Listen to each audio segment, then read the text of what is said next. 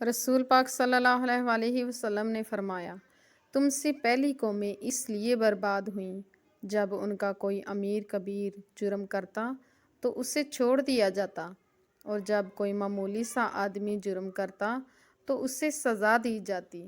صحیح بخاری۔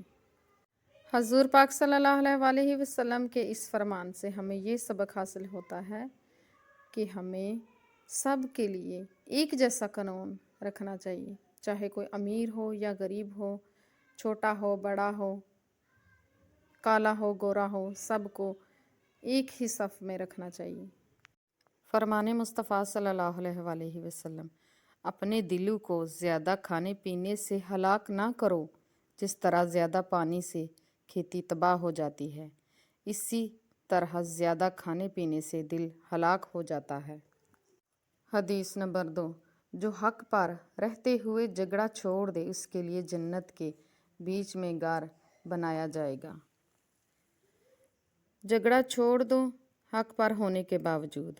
جھگڑا چھوڑ دینے والے کو جنت کے کنارے درمیان اعلیٰ درجے میں 3 غاروں کی ضمانت دیتا ہوں۔ طبیانی۔